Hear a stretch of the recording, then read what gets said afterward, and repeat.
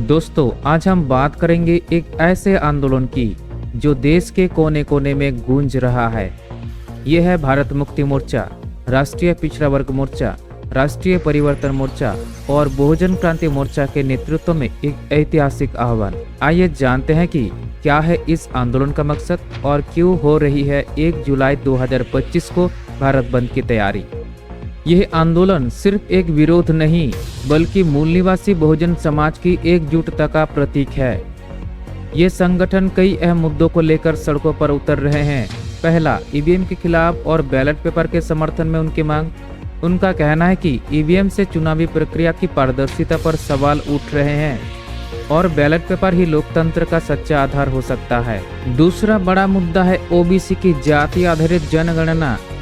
ये संगठन केंद्र सरकार से मांग कर रहे हैं कि ओबीसी समुदाय की सटीक गिनती हो ताकि उन्हें उनके संवैधानिक अधिकार और हिस्सेदारी मिल सके। लेकिन सरकार की चुप्पी ने इस आंदोलन को और तेज कर दिया है। इसके अलावा बोधगया टेम्पल एक्ट 1949 के खिलाफ भी इन संगठनों ने आवाज बुलंद की है। उनका कहना है कि यह एक्ट बौद्ध समुदाय के अधिकारों का हनन करता है और इसे तुरंत रद्द किया जाना चाहिए।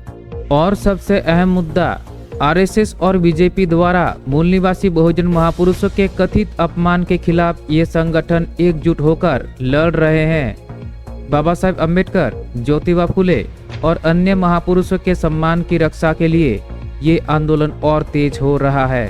इस आंदोलन का चरम बिंदु है 1 जुलाई 2025 को प्रस्तावित भारत बंद।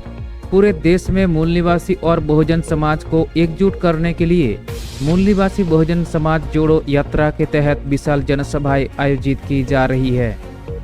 इन सभाओं में लाखों लोग शामिल हो रहे हैं जो अपने हक और सम्मान की लड़ाई को और मजबूत कर रहे हैं। सवाल यह है कि क्या सरकार इन मांगों पर ध्यान देगी? क्या मूल निवासी बहुजन समाज को उनका हक मिलेगा? यह आंदोलन न सिर्फ एक विरोध है बल्कि एक नई क्रांति की शुरुआत है। हम आपके लिए इस आंदोलन से जुड़े हर अपडेट लाते रहेंगे। तब तक अपने विचार हमें कमेंट्स में जरूर बताएं। क्या आप इस भारत बंद का समर्थन करते हैं? जुड़े रहिए हमारे साथ, क्योंकि खबरें सिर्फ खबरें नहीं, बदलाव की आवाज़ है। धन्यवाद।